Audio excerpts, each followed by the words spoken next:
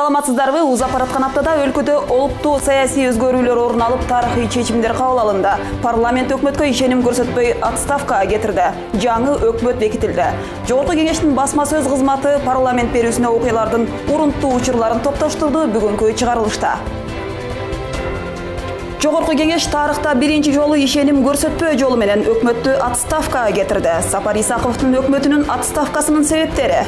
Кыргыз Республикасынын өкмөтүнө ишеним көрсөтпөө жөнүндө маселени урматтуу төрага биринчи маселе кылып коюп берсеңиз жакшы болот, ушуну сунуштайм. Парламент 30-чу өкмөттүн курамын бекитти. Сиздерге чоң рахмат. Элибиз үчүн биргеликте иштөөгө мен даярмын. Рахмат сиздерге. Күйүп кеткен 630 миллион сом. Базардагы өрттөн зыян тарткан соодагерлердин чыгымын ким төлөйт? Алардын сураган талабы бүгүнкү күндө ошол иш жерибизди кайра тургузуп бергиле дейт. Алган кредит суммалардын бардыгын узартып, мөөнөтүн узартып берсеңиздер биз төлөйбүз деп атат. Башка шарттары жок. Жогорку кеңеш депутаттардын көпчүлүк добушу менен Сапар Исаковдун өкмөтүнө ишеним көрсөтпөө чечимин кабыл алды. Мыйзамга ылайык өкмөткө ишеним көрсөтпөө жөнүндөгү маселе жалпы депутаттардын санынын 3/1 бөлүгүнүн демилгеси менен каралат. Конституциялык мыйзамдар, мамлекеттик түзүлүш, сот, укуктук маселелер жана Жогорку кеңештин регламенти боюнча комитет өкмөткө ишеним көрсөтпөө чечимине келип, палатанын кароосуна чыгарды. Комитет төмөнкүдөй чечимге келет.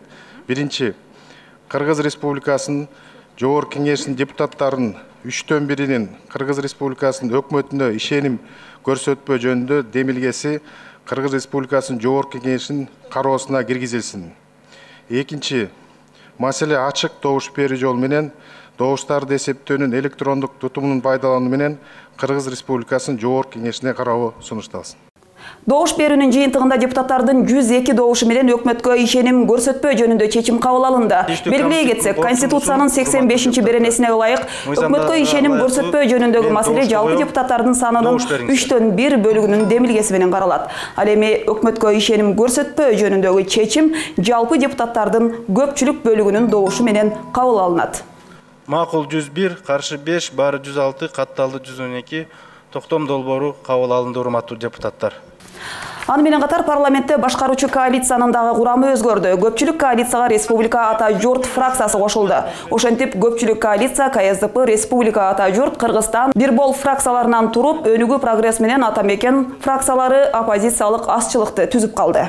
Официалдуу түрдө мында жарыялап коюн, оппозициялыктан чыгып биз көпчүлүк коалицияга кошулдук. Республика Ата Журт. Ушул эле аптада Жогорку кеңеш кезексиз жыйынга чогулуп, Мухаммедкалый Абылгазиевдин ишеним, биримдик, жаратмандык деп аталган программасын жактырып, аны премьер-министрлик кызматка көпчүлүк добуш менен шайлады. Ошондой эле парламент жаңы өкмөттүн курамын, түзүмүн дагы бекитип берди. Азыр өкмөттүн жаңы курамы жөнүндө инфографиканы сунуштайбыз. Жогорку кеңеш жаңы өкмөттүн курамын бекитти. Премьер-министр Мухаммедкалый Абылгазиев, биринчи вице-премьер-министр Кубатбек Боронов, вице-премьер-министр Алтынай Өмүрбекова, вице-премьер-министр Замирбек Аскаров, вице-премьер-министр Жеңиш Разаков, өкмөттүн аппарат жетекчиси министр Мурат Мукамбетов, экономика министри Олег Панкратов, каржы министри Адылбек Касымалиев, айыл чарба, тамак аш, өнөр жайы жана мелиорация министри Нурбек Мурашев, транспорт жана жолдор министри Жамшитбек Калилов, Юстиция министри Айнур Абдылдаева, Тышкы иштер министри Эрлан Абдылдаев, Ички иштер министри Кашкар Жунушалиев, өзгөчө кырдаалдар министри Нурболот Мирзахметов, саламаттыкты сактоо министри Космосбек Чолпонбаев, маданият, маалымат жана туризм министри Султан Жумагулов, билим берүү министри Гүлмира Кудайбердиева, эмгек жана социалдык өнүктүрүү министри Таалайгүл Исакунова, өнөр жай, энергетика, жер казынасын пайдалануу боюнча комитеттин төрагасы Уланбек Рыскулов, маалыматтык технологиялар жана байланыш боюнча мамлекеттик комитеттин төрагасы Бакыт Шаршембиев, мамлекеттик улуттук коопсуздук комитетинин төрагасы Идрис Кадыркулов, коргонуу иштери боюнча мамлекеттик комитеттин төрагасы Эрлис Тердикбаев. Эл өкүлдөрү премьерликке талапкердин программасын угуп, бардык тармактар боюнча көптөгөн сунуштарды берди. Өзгөчө өкмөттүн түзүмү боюнча суроолор көп болуп, энергетика министрлигин калыбына келтирүү зарылдыгы белгиленди. Парламент 30-чу өкмөттү бекитүүдө аткаруу бийлигинин жаңы мүчөлөрүнө кандай суроо талаптарды койду? Ал эми жаңы министрлер кабинети эл өкүлдөрүнө кандай убадаларды берди? Кезектеги репортажда. Буга чейин президенттик аппараттын жетекчиси, социалдык фонддун төрагасы болуп иштеп келген Мухамбеткалы Абылгазиевдин талапкерлигин премьер-министрликке КСДП фракциясы сунуштаган. Мухамбеткалы Абылгазиев кыска мөөнөттө жазылган өзүнүн программасы менен тааныштырып, аткаруу бийлиги саясий дебаттарга катышпай экономиканы көтөрүүнүн гана аракетинде боло тургандыгын билдирди. Чакан шаар жана айылдын жаңы жүзүнүн долбоорун иштеп чыгышыбыз керек. Региондордун өнүгүүсү тууралуу сөз кылып жатып, туруктуу өнүгүү жана жаратылыш ресурстарына сарамжалдуу мамиле кылуу жөнүндө маселеге токтолуп кетким келет. Айлана чөйрөгө зыян алып келе турган жана биздин уникалдуу атаандаштыкка туруштук бере алган артыкчылыктарыбызга доо кетирген экономикалык долбоорлорду ишке ашырууга жол берилбеши керек. Депутаттар жолдогон суроо жооптор учурунда буга чейин көтөрүлүп, бирок чечилбей келген орчундуу көйгөйлөр камтылды. Мына ошолорду жаңы өкмөт башчысынын кайрадан бир сыйра эсине салып өтүштү. Депутаттар ар дайым макул керек өлкөгө деп ратификация кылып берип атабыз. Бирок аткаруу бийлиги аны кандай аткарып атат көрүп атасыздар. 1 + калса $600 деп. Ушуну биз менен чогуу өкмөт менен чогуу комиссия кылып, ошо акчалардын аткарылышын анализдеп точка коюшубуз керек. Өкмөттүн түзүмү боюнча суроо койгон депутаттар Эмил Токтошов жана Мирлан Бакиров энергохолдинг түзүү жаңылыш болгондугун белгилешип, энергетика министрлигинин кайра калыбына келтирүү зарылчылыктарын айтышты. Бул ортомчу компания көбөйүп кетип, баары бизге зыян көп келип атат. Сиз ошо ортомчу компанияларды, распет компания боюнча дагы карап көрөсүзбү? Ушул жерде көп маселе турат да. Биз билебиз, Светинин өзүнүн чыккан себес тоюмасы 36 тыйын, келиче 2 сомдон ашып кетип атат. Ортосунда бир канча фирмалар, бизге түшүнүш фирмалар бар да. Бирөөлөрдүн кызыкчылыгын коргогон механизмдер болсо мен ага каршымын. Эгерде биздин экономикабызга пайда алып келе турган болсо, бирөөнүн кызыкчылыгы эмес, жалпы бюджетке пайда алып келе турган болсо аны колдонуш керек. Бир көзгө басар бир мисалыңызды айтыңызчы. Өнөр жайда эмнени кылдыңыз, энергетикада эмне жаңылык алып келдиңиз? Жардам Россия Федерациясынан 500 000 сом берилди. Ошодон биз азыр стратегия чоң акча берилиптир, рахмат. 500 000 сомчу. Конкреттүү кандай өндүрүш курулду? Эмнени жандандырдыңар? Программа, кагаз тиги бу майдаланып жүрө бересиңер ушинтчи. Программа азыр жазылып атат, стратегия жазылып атат. Биз ошо эксперттер менен топ түзүлгөн, чогуу иштеп атабыз. Депутаттар өкмөттүн курамындагы ар бир талапкерлердин өмүр таржымалын, кесипкөйлүгүн карап, алардын резюмеси боюнча суроолорду беришти. Мына Бакыт Нуржанович деп айтып атасыздар, жаңы эле түшүндүрүп жатты Госкомитет по информационным технологиям. Уголовный дело козголбоду беле? 500 000 деген чоң сумма, мамлекетке чоң мындай ущерб келген. Ошол иш боюнча азыр эмне болуп жатат? Свидетель катары кетип атам. Тергөө жумуштары жүрүп атат. Тергөөнүн жыйынтыктары менен эгер мен кандай бир кылмыштар туура эмес болсо, мен жоопкерчиликке даярмын. То есть убакыт көргөзөт деп атасыз. Депутат Акылбек Жапаров буга чейинки кадр саясатындагы көп катачылыктарды белгилеп, тышкы карыздарды төлөө боюнча кооптонууларын дагы билдирди. Улам келген премьер-министр эле оорулуу экономиканы дары бер, дарылайм дейт да. А көп жерлердин баары абсцесс, гангрена болуп кетти. Сиз хирург катары кесип салып, экономиканы сактап турган кадамдарга барышыңыздар керек. Мун үчүн карыздарды убагында төлөш үчүн биз эмнелерди кылышыбыз керек? Кескин түрдө кирешелерибизди 2 эсе көбөйтүшүбүз керек. Ички өзүбүздүн сарпталып аткан чыгашаларыбызды жок дегенде 30%ке чейин азайтышыбыз керек. Жана былтыр парламент кабыл алып берген бюджет кодексине ылайык бюджеттик өлкөнүн резервин түзүшүбүз керек. Эл өкүлдөрүнүн пикиринде азыркы өкмөттүн ишти жылдырып кетүүгө, өлкөнүн рейтингин көтөрүүгө чоң мүмкүнчүлүктөрү бар. Президенттен, парламенттен, керек болсо оппозициялык фракциялардын дагы колдоосуна ээ боло алат. Коңшу мамлекеттер менен алака түзүңүз. Казакстан менен алака түзүңүз. Өзбекстан менен, Россия Федерациясы менен. Барганда да даярданып барыңыз.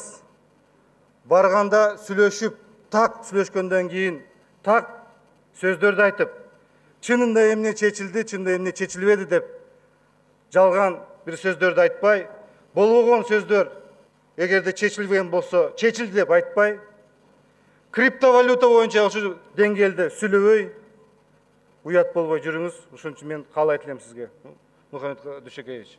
Катаны эч качан кетирбегиле. Мен силерге ошону каалайм. Мына бүгүн улуттук коопсуздук кызматынын төрагасы, ички иштер министри отурат. Бир да жолу мына Кыргыздын тарыхында бир да жолу оппозицияны куугунтуктап, оппозициянын тилин кесип, журналисттерди камап, талкалап, бир да жолу өкмөттүн телегей тегис болгон эмес. Ал элдин кыжырдануусун алып келген. Мына азыркы акыркы болгон учурлар. Ал дагы муга далил. Ошондуктан силер бул тарыхый катаны кетирбесеңиздер. Журналисттер канчалык ачуучундукты айтканы менен баары бир санитардын ролун журналисттер аткарат. Баары бир коомдо санитардын ролун оппозиция аткарат. Оппозиция болуш бул оңой олтоң иш эмес. Биз деле колубуздан келет ушул мактап жактап эле кемчиликти көрмөксөнгө салынга. Бирок коомдун өнүгүшү үчүн, коом астыга жылыш үчүн бирөө көзгө сайып айтып турбаса болбойт. Жыйынды жыйынтыктап жатып, төрага Дастанбек Жумабеков парламенттин бүгүнкү чечимине тарых баасын берип, эл таразаларын кошумчалады. Отставкага кетиргенибиз бул мыйзамдын жолу менен болду. Мыйзам менен көрсөттүк. Кыргызстандагы парламенттин күчүн көрсөттүк. Биз эмне үчүн дүйнөгө уят болушубуз керек? Эгерде иште албаган өкмөттү кетирсек, мен ушул ойду айткым келет эле. Эмне үчүн уят болушубуз керек дүйнөгө? Дүйнө ошондой эле коңшу мамлекеттин элдери бизге суктанды. Мен оюмча, парламент өлкө деген ушундай болуш керек. Парламент ушундай болуш керек деп мен айтып кетет элем, суктанды деп. Биз көрсөттүк. Бирок бардыгы мыйзамдын чегинде болду. Мыйзамда жазылган, Конституцияда жазылган. Биз мыйзамдын жолу менен кеттик. Биз бирөөнүн колун бурап, же бир нерсе кылып, же депутаттарды коркутуп үркүтүү жолуна барган жокпуз. Ар бир депутат өзүнүн оюн билдирип, ар бир депутат өзүнүн добушу менен мына ушундай кадамга бардык. Ошондуктан мен ойлойм, урматтуу депутаттар, парламенттин аброю, эл өзү тарых, эл баалайт. Мынакей оппозициялык лидерлерин, фракцияларды өздөрүнүн оюн айтып кетти. Туура айтты. Эгерде сиздер туура иш кылып, мамлекет үчүн күрөшсөңүздөр, сиздерди бардыгыбыз колдоп беребиз. Эл да колдоп берет. Ошондуктан туура түшкөн жолдон адашпай, мамлекет үчүн кызмат кылсаңыздар, эл да сиздерди колдойт. Элге жакын болуңуздар. Элге жакын болсоңуздар, ошончолук алкышы тиет элдин. Элдин алкышында калсаңыздар, сиздер тарыхта каласыздар. Тийиштүү комитеттин чечими угузулгандан кийин ачык добуш берилип, дээрлик бир добуштан премьер-министр болуп Мухамбеткалый Абылгазиев шайланды. Жана анын программасы өкмөттүн түзүмү дагы бекитилди. Белгилүү болгондой, өкмөттүн жаңы курамына Жогорку Кеңештин Республика Ата Журт фракциясынын депутаты Алтынай Өмүрбекова дагы кирди. Ал вице-премьер-министрлик кызматка эмне үчүн кетүүгө макул болду? Кандай максаттары бар? Бул суроолору менен кесиптешибиз Ибраим Нуракун уулу Алтынай Өмүрбекованы маекке тартты. Биринчиден биздин фракция кече көпчүлүк коалицияга мүчө болду. Анан эми мен бараткан тармак өтө оор тармак деп эсептейм, социалдык. Анткени биз мамлекеттик өнүгүү жөнүндө сүйлөгөндө биз болсо албетте биринчи ирет экономиканы элестетебиз, экономика өнүгүш керек деп. Бирок экономиканын ийгиликтүү өнүгүшүнө эмне керек? Бул жерде эң негизгиси ушул адам байлык керек да. Адам болсо кыргызстандыктар ден соолукта болуш керек, анан билимдүү болуш керек. Мына ушул саламаттык сактоо, анан билим берүү тармагын эки тармак, мындайча айтканда эки кит десек болот. Ошолорду кандайдыр бир мындай жаңы реформаларды жасап, ошолорду туура багытта өнүгүп кетишине мен ойлойм, өзүм салым бир тажрыйбама ылайык ушул бир кошоюн деген максатта баратам. Өкмөттүк алмашуу процесси өтө тез жүрдү. Мына эки эле күндүн ичинде мурдагы өкмөткө ишеним көрсөтпөө болду, жаңы өкмөт дайындалды. Ошол кыска убакыттын ичинде сиздердин программаңыздарды кантип даярдадыңыздар, кантип өзүңүздөрдүн багытыңыздарды аныктадыңыздар? Чындап эле абдан кыска мөөнөттө программа даярдалып, бүгүн премьер-министр болсо түшүндүрүп берди. Буквально түнү менен иштеп, эксперттер тобу дагы жардам бериптир. Бирок мен ойлойм, бул жерде жаңы программа эмес, бул менин билишиме караганда, бул жанагы 2015 жылы биз жаңы 6 биринчи чакырылыш депутаттар келгенде, ошондо өкмөттү түзүп атканда өкмөт бир программа менен келген. Мен ойлойм, мындайча айтканда преемственность болуш керек. Эң негизги принциптер ошол программадан алынды. Андан кийин жанагы ишеним деген программа болду, 40 кадам программасы. Ошол 6 фракциянын платформалары, партиялык жанагы шайлоо убагында берген убадалар, ошолордун программаларынан мен ойлойм бир эмелер, негиздер алынды да. Депутаттар мисалы эң көп суроо берген бул социалдык адилеттүүлүк маселеси болду. Айрыкча мынакей жанагы майып балдарды караган ата-энелерине же болбосо камкордук көргөн тараптарга жанандай бир төлөм берүү маселесин көтөрүштү. Буга мурдагы өкмөт акча каражат таппай аткан. Эми мына сиз кирген өкмөт бул багытта эмне кыла турган болуп атат? Мен ойлойм, мен барганда дагы ушуга бир мындай өзгөчө как приоритет катары, жана премьер-министр дагы айтпады, приоритет катары карап туруп, биринчилерден болуп иштеп чыгабыз. Андан тышкары 2011-жылдан бери Кыргызстан мүмкүнчүлүгү чектелген адамдардын жана конвенциясын кошулганбыз. Бирок аны бүгүнкүгө чейин ратификацияга жогорку кеңешке алып келе элек. Мен ойлойм, ушул маселелер дагы көптөн көп суранып атат. Биздин мүмкүнчүлүгү чектелген адамдар ошол конвенцияны ратификациядан өткөрүп бергиле деп. Мен ойлойм, мен үчүн бул өзүнчө бир приоритеттүү багыттар болот деп. Парламенттеги оппозициялык 3 фракция өкмөттүн ишине 2 деген баа коюп, ишеним көрсөтпөө сунушун берген. Биргелешкен фракция жыйынында эл өкүлдөрү көп кырдуу маселелерди көтөрүп, жооп алды. Узакка созулган талаштуу талкууда 2017-жылдагы өкмөттүн ишине фракция депутаттарынын ичи чыкпаганы ачык байкалды. Депутаттар кумтөр маселесин козгоду. Курулушу бүтпөгөн имараттардын саны азайбай, көбөйүп кеткени айтылды. Ири долбоорлор боюнча эл аралык макулдашуулар ордунан чыкпай калганы, жылуулук үзгүлтүккө учуратылганы аткаруу бийлигин катуу сынга кабылтты. Өкмөт башчы өз баяндамасында былтыркы жылга карай аткарылган алгылыктуу иштерди тизмектеди. Алардын негизгилери коопсуздук жаатындагы көрүлгөн чаралар, ЭАЭП алкагындагы алака, коррупцияга каршы күрөшүү, акылдуу шаар долбоору жана экономикалык өсүштөр экендигин баса белгиледи. 2017-жылы экономикалык өсүш 4,6% түзүп, болжолдуу көрсөткүчтөн 1,1% ашты. Мында ички дум продукция 521 миллиард сомду түздү. Өкмөттүн отчетун угууда суроо берүүнү көздөгөн эл өкүлдөрү арбын болуп, ар бир тармактар боюнча сунуштар айтылды. Төшөлгөнүнө жыл айланбай жарактан чыккан жолдордун абалына жоопкерчиликти күчөтүү керектигин эл өкүлү эскертти. Ошондой эле Бишкек жылуулук борборундагы окуя ири долбоорлорго бөлүнгөн каражаттардын көзөмөлдөнбөй жатканынан кабар берет деди. Тесттерди модернизация кылып атабыз, токтогузки кести кылып атабыз, бирок негизинде госприемка жок экен да биздечи. Мына тестти госприемка кылдык. Фактически биринчи кышта эле ана поломалась да. Такие деньги ушли, кто будет отвечать? Сиз билесиз, ушул Токтогул ГЭСтин реконструкциялоонун натыйжасында $100 миллион сарпталды да экономия болду. $100 миллион. Ал акчаны биз эми 3 коргонго дагы кетирип атабыз. Бул тесттерди оңдоп албасак, Умбеталы Токтор Алиевич, анда баягы Россияда Саяна-Шушинский ГЭСте болуп катастрофа болушу мүмкүн да. Акыркы күндөрү коомчулукта кызуу талкууга алынган Тогуз-Тородогу окуялардагы эл өкүлдөрүнүн көңүлүн бурду. Инвесторлордун мүлкүнө жергиликтүүлөр тарабынан кол салуу болуп, дээрлик 500 миллион сомдук зыян келтирилген. Бул көрүнүштү жөнгө салуу үчүн өкмөттүн кандай чаралары бар дейт депутат. Ушуну мамлекеттин деңгээлинде өкмөт көзгө салып, эл менен сүйлөшүп, ошо заводду терештирип, чын эле ошо зыян колдонуп атыппы? Ким күнөөлүү экенин тактап койгула деп айттым эле. Анан тилек каршы баягы эле бизге сиздерден келет, шаблон жооп дедит да. Ошондон жооп келди, ошойдон калды. Мына эмне болду анан? Ким ага өрт койду, ким от тамызды ал объекттерге, аны терге көрсөтөт. Эң негизги принцип. Мына сиз өзүңүз айтып атасыз, инвестиция тартыш керек деп. Туура, инвестиция тартыш үчүн биз өзүбүздүн кадамдар менен көрсөтүшүбүз керек. Биз инвесторлорду жактап атабыз. Отурум жүрүшүндө кумтөр боюнча берилген суроолор кызуу талкууну жаратты. Эл өкүлдөрүнүн пикиринде Сапар Исаковдун өкмөтү менен түзүлгөн келишимде экологиялык зыяндар боюнча Кыргызстандын Центерадан алчу үлүшү азайган. Бирок өкмөт муну менен макул эмес. Биз ошо күчүбүздүн баарын жумшап, буларды ынандырдык. Айттык, ошол 2009-дун ичиндеги экологиялык маселелерди оңдоп алалы деп.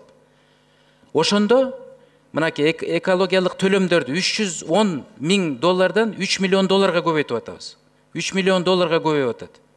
Андан тышкары фонд рекультивации, который находится в Лондоне под управлением Ротшильдов, аны кайтарып келип атабыз. Кайтарып келели деп атабыз. 50 миллион доллар прямой Кыргызстанга берилип атат. 10 миллион доллар берки фонд онкологияга берилип атат. Өткөндөгү 5-чи созывдагы депутаттар Кумтөрдү мындай маселени кабарга коюп, биз ошол соглашение денонсация кылабыз деп, саясий эрк менен денонсация кылабыз дегенде, Кумтөр чуркап келип, центрге чуркап келип, ушул жерден келишим кылалы, бизди кубалабай көрбөгүлө, 50% алгыла, управленияны алгыла, менеджментти алгыла, бардыгын алгыла деп бүт условия менен келбеди беле? Биз денонсация кылабыз, чыккыла, кеткиле, өзүбүз эле башка инвестор табабыз дегенде. Ошондой саясий эрк менен бир буларды ынандырыш керек эле да. Өкмөттүн аткарган иштерине ичи чыкпаган парламенттик азчылыктагы оппозициялык фракциялардын депутаттарынын ыңгайсыз суроолору үчүн кайым айтышуу учурлары да орун алып жатты. Эгерде информация болсо, маалымат болсо, так ачык эле айта бериңиз да.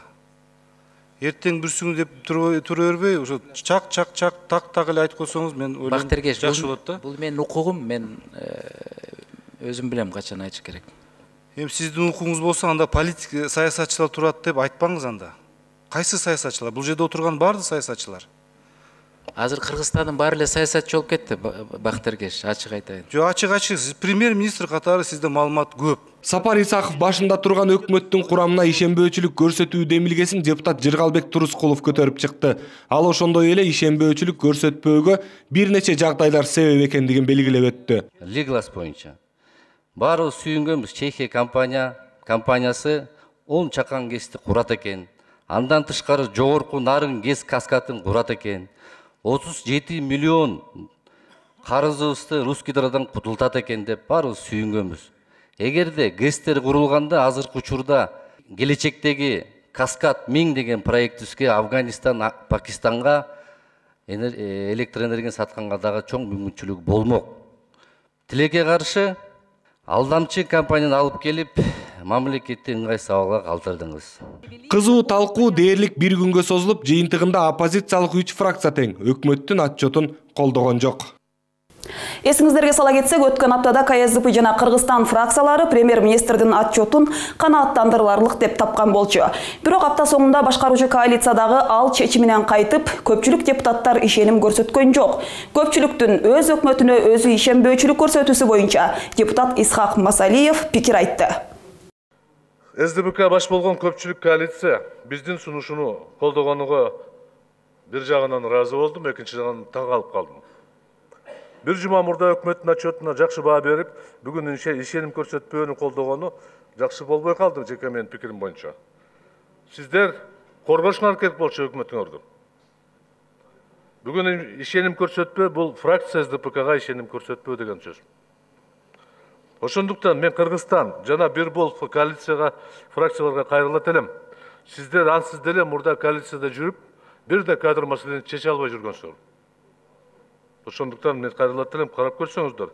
Сиздер коалициядан чыгып, бардык 5 фракция түзүп, коалиция кылып, СДПК фракцияны оппозиция калтырып койсок, коомчулукта кичине үмүт пайда болот деген оюм бар. Эмне үчүн ишеним көрсөтпөө чечимине келген үчүн КСДП фракциясынын лидери Иса Өмүркулов жооп кайтарды. Кайерде жазылган, эгерде коалиция көпчүлүк ошол өкмөттү курамын түзүп бекитсе, ал өкмөткө ишеним көрсөтпөйт деп. Андай регламентте же мыйзамдарда жок. Ошон үчүн мен ойлойм, эгерде иштей албаса, эгерде могу эми мындай да, урматтуу коллегалар, баарыбыз көрүп атабыз го. Биз эмес, жөнөкөй жарандар көрүп атат. Бүгүнкү күндө ар бириңиздерге каттар келип атат. Телефон чалуулар болуп атат. Эмне болуп атасыңар деп. Мына ушундай кырдаалда, эгерде биз депутаттар өзүбүз принципиалдуу позициябызды көрсөтпөсөк, калыс сөзүбүздү. Эмне үчүн бүгүн бизде 3 бийлик бутагы бар. Мына ошо тең салмак болсун деп. Биз өзүбүздүн бүгүнкү күндө эл алдында вазифабызды аткарып атабыз. Биз тынччылыкка, ынтымакка чакырып атабыз. Мына ушундай позициядан колдонуу менен биз бүгүнкү күндө колдодук. Өкмөттүн 1 жылдык ишинин отчетун парламенттин тармактык комитеттери кароодо өкмөттүн алдында ойлоно турган чоң маселелер турганы белгиленген. Ал сырткы карыз. Бересени төлөй турган күн жакындап келе жатат. 5 жылдан кийин Кыргызстан жалгыз эле Кытайга 320 миллион доллар насыя төлөп баштарын депутат Акылбек Жапаров айтып коңгуроо какты. Бюджет жана финансы комитетинин депутаттары өкмөттүн отчетун кароодо финансылык жагдайларга токтолду. Ичкидин өндүрүмдүн 60%-на жетип барып, коркунуч келтирген тышкы карыздын көлөмү депутаттардын тынчын алууда. Отчет алууда эл өкүлү тышкы карызды кыскартуу боюнча өкмөттүн иш-чараларына кызыкты. 320 миллион доллар тышкы карызды жалгыз Кытай эл республикасынын Экзим банкына төлөп беребиз. Мына 5 жылдан кийин. Ушуга кандай иш-чара аракеттерди көрүп атасыздар? Мына биз бюджеттик кодексти кабыл алып бергенде атайын өлкөнүн резервин түзүү боюнча оюбузду 2 жылдан мурун айтып, мына бюджетный кодексти койдук эле. Өлкөнүн резервин бүгүнкү чейин 1 тыйын силер пайда ичине киреше киргизип, ал иштетпей атасыңар да. Бул коркунучтарды мен эмнеге айтып атам? Мен соглашенияларды бир сыйра урматтуу коллегалар дагы бир жолу карап чыктым. Биринчиден срогу аябай эле аз. Биз 40 жылдык мөөнөт менен алсак туура болмок. Кытай эл республикасы менен кошуна болгондон кийин финансы министрлиги эгерде переговорлор жүргүзгөндө 30-40 жылга алмак да. Акыркы убактарда тенденция болуп атат, энергетика министри барып сүйлөшөт, жол министри барып сүйлөшөт, финансы министрлиги эң аягында кол коет, парламентке барарды. Андай болбош керек. Мына ошонун кесепетин азыр тартабыз биз. Эл өкүлү Марлем Аматалиев болсо былтыр республикалык бюджет 3 миллиард 300 миллион сомго аткарылбай калганынын себебин сурады. Бюджеттин киреше бөлүгү 3,3 миллиард сомго аткарылбай калышынын негизги себептерин айтып берсеңиз. Экинчиси кошумча нарк салыгы НДС жылдын аягында 3,2 миллиард сомго көбөйтүү боюнча сунушу киргизилди эле, бирок жылдын аягы менен 3,3 миллиард сомго аткарылбай калды. Мамлекеттик органдардын министрлери эмелер бүт бар катуу сөгүш алынган. Эл өкүлү Зиядин Жумалдинов да былтыр бюджет тууралуу мыйзам аткарылбаганын сынгалды. Бул үчүн саналуу гана салыкчыларды кызматынан алынганын эл өкүлү жетишсиз деп эсептеди. Былтыркы жылы ошол 3 миллиард 335 миллион сомго бюджет аткарылган жок да. Анан таң калыштуу. Ушул эле мезгилде ноябрь айында келип биз өзгөртүү киргизгенбиз да. Ушу болгону 1,5 айды ушул пландашыра албасаңар. Эмне деген ошол? Эмне деген жетекчилер? Ошол эле салык кызматынын жетекчиси, ошол эле бажы кызматынын жетекчиси. Өзгөртүп алып келгенде биз ушуну айтканда бул, биз толтуралык депчи. 1,5 айдан кийин мына 3 миллиард 335 миллионго аткарылбай жатат. Эл өкүлдөрү экономиканы көтөрүү, бюджеттеги тартыштыктарды азайтуу, жергиликтүү өндүрүшчүлөрдү колдоо боюнча өз сунуштарын берди. Маселен, Кыргыз-Орус фондусундагы каражаттар чыныгы муктаждарга берилбей жатканы айтылып, насыя берүү жолдору кайра каралышы керек экендиги белгиленди. Өткөн жылы социалдык тармакта да бир катар тапшырмалар аткарылбай калганын тармактык комитеттин депутаттары сынга алды. Маселен, жөлөк пул берүү тууралуу мыйзам кабыл алынары менен аткарылбай калышы нааразылык менен коштолуп келди. Мугалим дарыгер үчүн делген арзан турак жай программасынын жеткиликсиздиги болсо өзүнчө чоң маселе. Социалдык өнүктөрү, саламаттык сактоо, билим берүү, маданият тармагынын отчету тууралуу кийинки репортажда. Жылына ар бир депутат өзү шайланып келген аймактын көйгөйлөрүн чечүүнүн аракетин көрөт. Жыл бою мектеп, бала бакча, ФАП куруу, маданият үйлөрүнүн өңдөө сунуштары берилет. Бирок алардын ичинде бир нечеси аткарылбай калганын депутат эскертти. Быйылкысын айтайын, мына жаңы титульный листти карасам, силер жооп берип атканыңарды айткансыңар. Эгерде 70%тен жогору боло турган болсо, мындай бүтүрүү иштери, незавершенное строительство, сөзсүз титульный листке киргизебиз. Жаңы куруулар кирбейт титульный листке. Мен ишенип алып, сиздерге ишенип алып, мына мен дагы 2 мектепти айткам, мисал катары айтып кетейин. Экөө тең уже на стадии завершения. Бирөө экөө тең кирбей калыптыр. Ошол эле катарда нуля жаңы куруулар кирип калыптыр. 0-дон 10%га чейин объекттерибиз бар, көп жылдан бери тургандар. Анын арасында ЧС объекттерибиз бар. Ошолорду киргизгенге мажбур болдук. Нерв оорусунан жабыркаган майыппалдардын биринчи топтогулары 3000 сомдон жөлөк пул алат. Эми ал 33%га көтөрүлүптүр. Кайсы айдан баштап бериле баштарын эл өкүлү тактады. Мындан бир ай мурун ушул комитетте сиздердин катышуңуздарда жыйында мен ушул Кыргызстандагы баягы майып балдардын, алардын ата-энелерине болгон камкордукту жакшыртсак, алардын алып аткан жанагы жөлөк пулун, пенсиясын көбөйтсөк деп айттык эле. Сиздер менимче ошондой кадамга бардыңыздар. Ошону айтып койсоңуз, канча пайызга көбөйдү? Бюджеттен канча акча бөлүндү?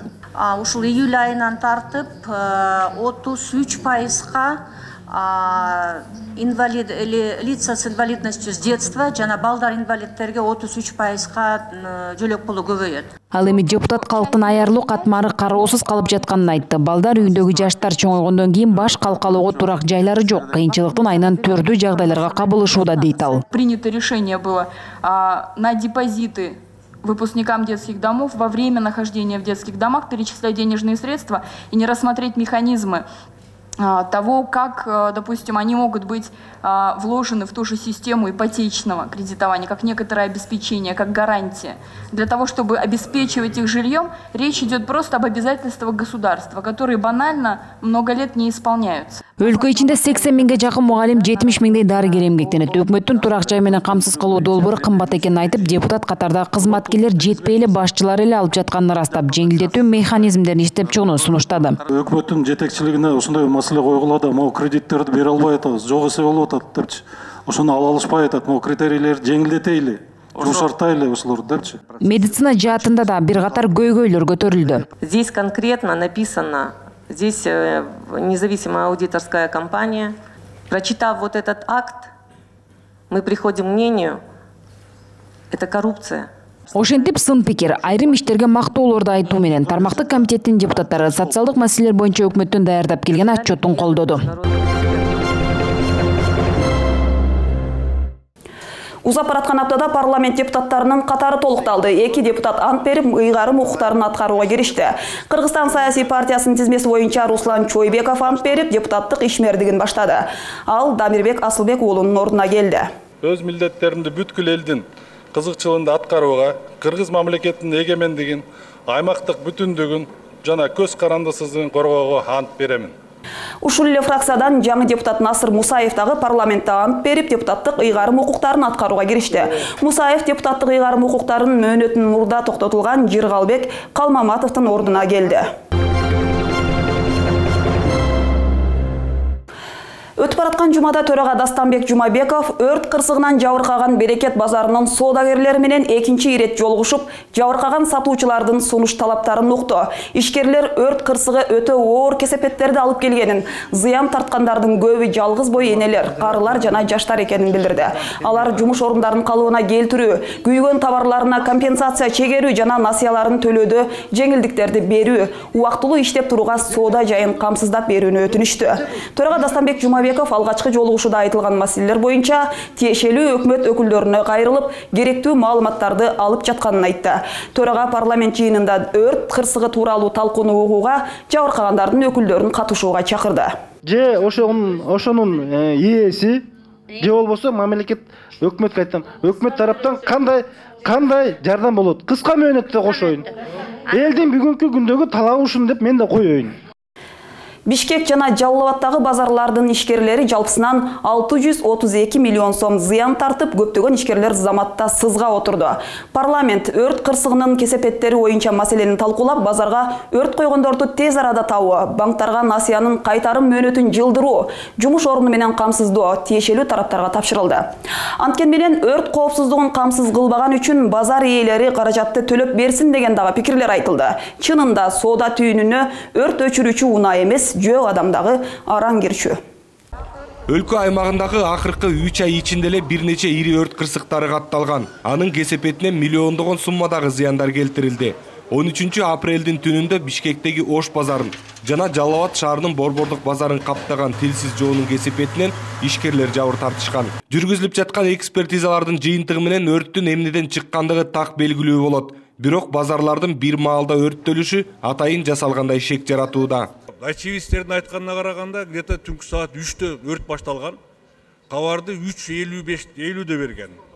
50 мүнөт жайма-жай күйүп бүткөнгө чейин, же болбосо жакшылап алалоонго чейин эч ким кабар бербегендей сыяктуу көрүнүштө. Учурда бул фактылар боюнча Ички иштер министрлиги тарабынан кылмыш иши козголуп, тергөө амалдары жүргүзүлүп жатат. Шектүүлөрдү аныктоого атайын иш-чаралар уюштурулган. Тергөө амалдарынын жүрүшүнүн алкагында биз тиешелүү жетекчилерге өз убагында чара көрбөгөндүгү үчүн материалдар чогултулуп, бүгүнчү Бишкек шаарынын прокуратурасына өткөзүп берилген. Оор зыян алып келген өрт кырсыктары катталганы менен аларга жоопкер адамдар аныкталбай жатканын эл өкүлү эскертти.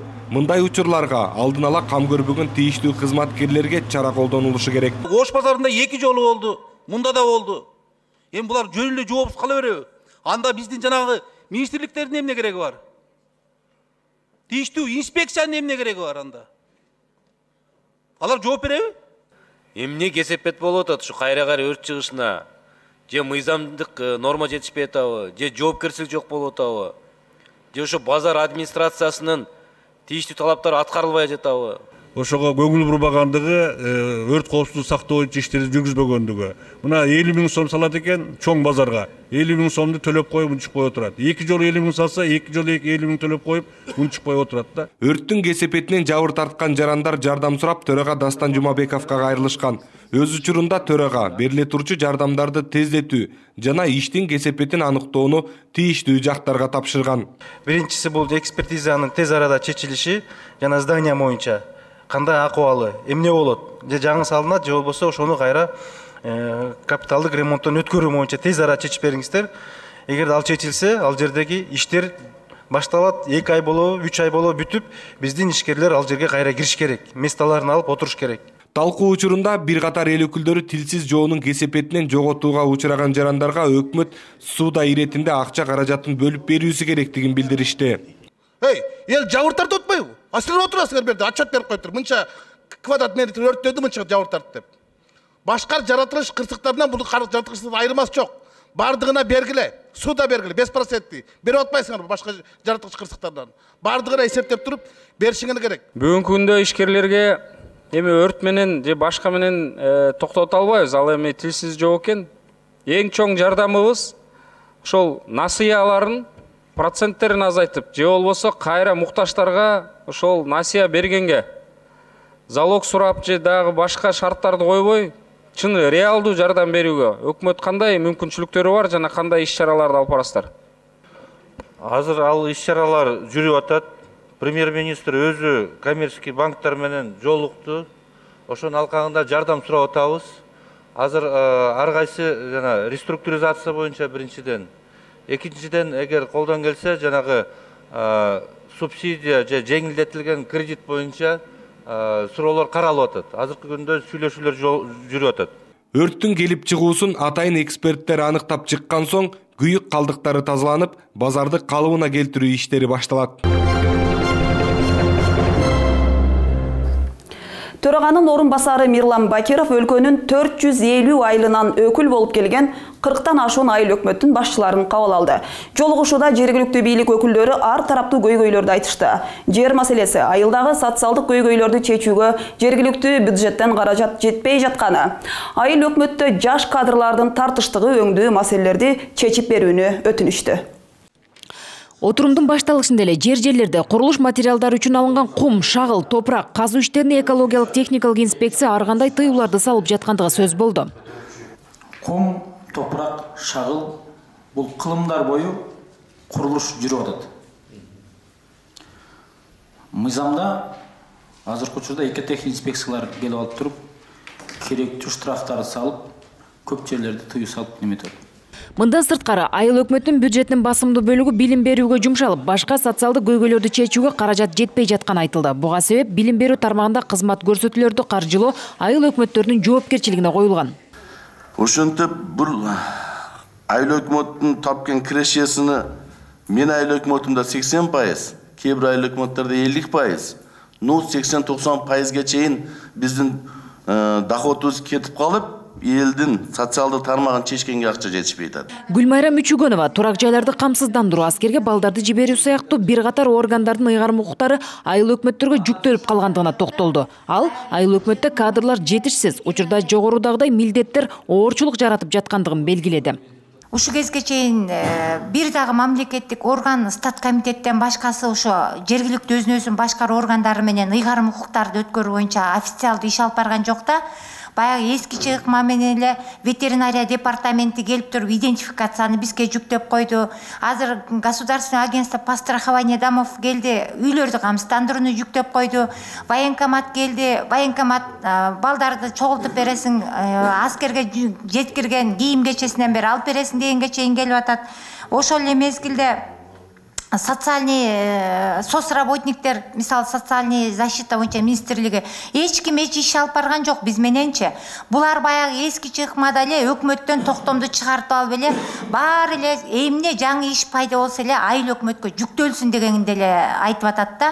Дагы бир башка айыл өкмөттүн башчысы кадр маселесин улап, ички миграциянын кесепетинен кадр табуу кыйынчылык жаратып жатканын ортого салды. Анын билдирүүсүндө адистерди жумушка алуу мамлекеттик кадр кызматы аркылуу өтөт. Ага талапкерлер табылып, анан конкурстун негизинде өтүп келгенче иш солгундоого учурайт дейт.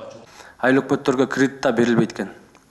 Ошондуктан ошону айыл өкмөттөргө кредиттерди алып берсе жок дегенде 5 миллион сомдук кредиттерди, мисалы үчүн комбайн, экскаватор алуу боюнча өзүнүн муниципалдык кызматка иштеткенге мүмкүнчүлүгү түзүлөт эле да. Дотациядан да чыгууга, башка иш менен камсыз болууга дагы. Жогорку кеңештин төрагасынын орун басары Мирлан Бакиров айыл өкмөт башчылары тарабынан көтөрүлгөн олуттуу маселелер ирети менен чечилерин кошумчалады. Ошондой эле ал жергиликтүү лидерлер тарабынан көтөрүлгөн мындай маанилүү ой-пикир сунуштардын коюлушу башкаруу органдарынын алдыга умтулуп, өнүүгө бет алгандыгынын белгиси экенин кошумчалады. Кум, шагыл топурак, шагыл жана экотек инспекция боюнча айтып кеттиңиз. Чындыгында азыр мен кече жогорку кеңеште дагы отурумда айттым, экотек инспекция бир монстр болуп калды.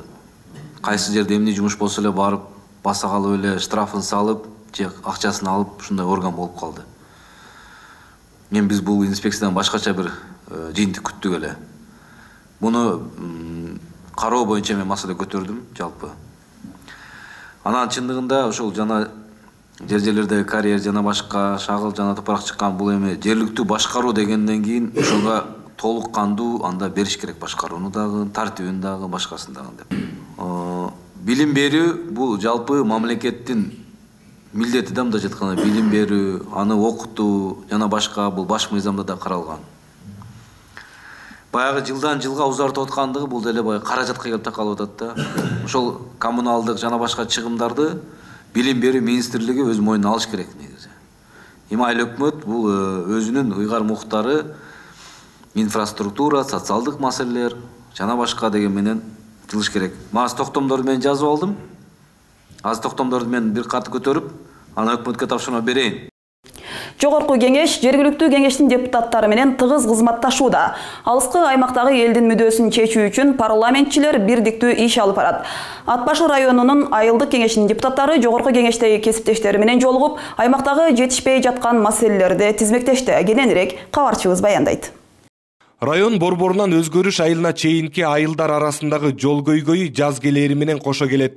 Себеби кар эрип, жолдорду суу каптап, жүрүүгө мүмкүн болбой калат. Кээ бир учурларда автоунааны мындай кой, жөө адам жүрүүгө кыйынчылык жаралат. Бир сыйра дебүү жагы да айына бир кырат ада эле жакшы деле кырылбайт. Могу жаан чачын жаз келип, жол аябай начар болуп атат. Ошол көйгөй боюнча келгенбиз. Жол боюнча бир карап берсеңиздер деп. Ал эми Большевик айылында мектеп көйгөйү өтө орчундуу маселе. Өткөн кылымдын 80-чи жылдарында салынган мектеп учурда жарактан чыгып, окуучулардын өмүрүнө коркунуч жаратып келет. Жергиликтүү тургундар жана окутуучу жамаат кайрылбаган жери калган эмес. Бүгүнкү күндө МЧС, прокуратура болгону жабылсын, кулаган иштери кулап калган, тиретилген заключение берген, жабылсын, окулбасын, эч ким неме кылынбайт деп. Бүгүнкү күндө деле мектеп жок болгонуна байланыштуу 200 бала 2 мен 3 менден окуп атышат бүгүнкү күндө. Эртең күнү ал мектеп кулап калса, ошо кулаган, калганы кулап калса ким жооп берет? Эч ким жооп бербейт. Бул мектепке өткөн жылы жогорку кеңештин депутаттары дагы барып, абалды жеринде көрүшкөн. Убагында өкмөткө бир нече жолу кайрылуулар да болгон. ат сарайды эле мындай сыртынан оңдоп түздөп эле мектеп кылып койгон. Өзүңүздөр көрдүңүздөр, ичинин баары тирөөч менен тирелип, шыптары түшүп, полдору түшүп, эскилиги жетип, бул авариялык абалдагы мектеп бир күнү кулап калса, бизде шарты катаал, керек болсо чатыр тигип окуганга да болбойт. Мектепке байланышкан маселе башка айыңда айылында да бар. Билим уясы кийинчерээк салынганы менен толук кандуу оңдоп түзөө иштерин талап кылууда. Мектебибиз 99-жылы ашар жол менен бүткөн, элдин күчү менен бүткөн. Терезе эшиктерибиз эштен шамал кирет, чаң кирет, начар абалда болуп турат. Бир капремонттон өткөн эмес.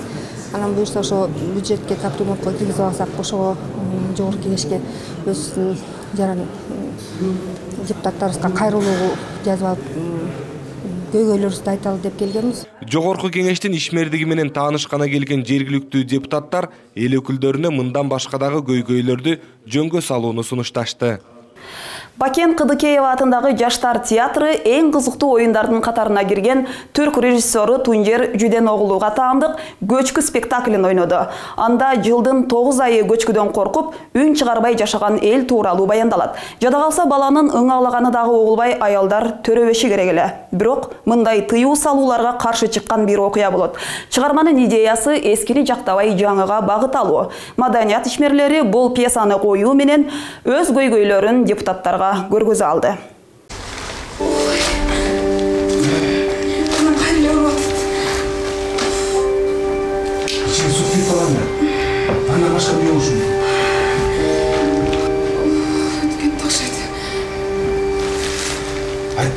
Катаал жашоо башка жака көчүп кетип турмушту оңдоого деле болот. Бирок ата-бабалардан калган салтты бузбоо керек. Ызгардуу суукка гана чыдабастан катуу үн чыгарып сүйлөөгө дагы болбойт.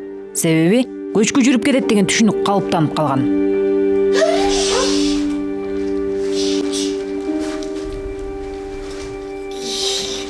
Спектаклде жергиликтүү тургундар, аксакалдар кеңешинин гана чечимине макул болуп, баш көтөрбөй келишет. Ушундай коркунучтуу мезгилде тигини толгоосу баштан кабаттай. Бала басты. Дароо эле төлөп кабыл алган аялды чакырып, аксакалдар кеңеши келип, тиги жаңы касылган көргө корбубузду түрөйлөйгө салышпады. Бул көрсөтүлгөн сахнадагы оюн түрк элинин чыгармасы. Эски салттын сакталып калганына байланыштуу коом, доор өнүккөнүнө деле карабай, ата-бабалардан калган салтты бузбай, кыйналып күн өткөрүү чагылдырылган. Целый народ вынужден 9 месяцев в году молчать, потому что они боятся схода лавин. И уйти с этой горы они не могут, потому что это традиция, которую надо исполнять. Мы хотели сказать сегодня о наших современниках, которые иногда в плену традиций, просто качество жизни от этих традиций становится намного хуже. Күндөрдүн бир күнүндө ашыкча караңгылыкты, эски эрежелерди, өзүнүн үй бүлөсү, баласынын келечеги, жакындарынын коопсуздугу үчүн эр жүрөк жигит жаңыча көз караш менен бузууга барат. Көчкү жүрүп кетет деп да ошого бир ишенип алышкан дагы, коркуу сезими менен адамдар жашайт дагы, ошону бир жаш бала өзгөртөт да, сактап калат дагы. Ошол мыйзамдарды жаңы бир нерсеге мылтык менен атып, анан бала төрөлүп, мааниси абдан чоң да. Бирок бул жерде эки мындай мааниси бар. Коркуу сезими менен адам жашабаш керек, дайыма жаңыга умтулуш керек жана жеңиш керек. Мындай караңгылыкты, ошо коркуу сезимин жеңип, революционер болушун керек да. Ал эми театрга келсек, маданият өкүлдөрү болуп аткан көйгөйлөрдү эл өкүлдөрүнө сахна аркылуу жеткирүүнү эп көрүшүптүр. Түрк драматургу Тунжер оглунун көчкү деген психологиялык чыгармасын коюп атабыз. Анткени ушуга как раз соответствует, анткени айырда катуу сүйлөшпөйт да. Катуу сүйлөсө эле көчкү базып өлүп калабыз деп. Анысыкандай бүгүн депутаттар айтайын, биз катуу сүйлөсөк дубалы кулап кетет. Бул эски мурат. Ошол үчүн ушуну тандадык деп тамаша иретинде ушундай кылып атабыз. Кудай буйрса, ошол жагынан маселени чечип алалы деген ниет менен. Маданияттуулуктун баш аты адеп демекчи депутат Жанар Акаевдагы Жаштар театрынын ал акыбалына кайдыгер карабайт. Парламент өкмөткө тапшырма берип, каржы министрлигине, өзгөчө кырдаалдар министрлигине, жанагы курулуш агенттигине баарына тапшырма берип, ушул театрды бир оңдоп, укуктук базасын калыбына келтирип, анан бир жакшы бир колдоо көрсөтсөк деген ойда. Анткени жаштар, жаш өспүрүмдөр ушул жерге келип көп тарбиялык жактан эми театр деген абдан мындай мааниси терең эмеспи?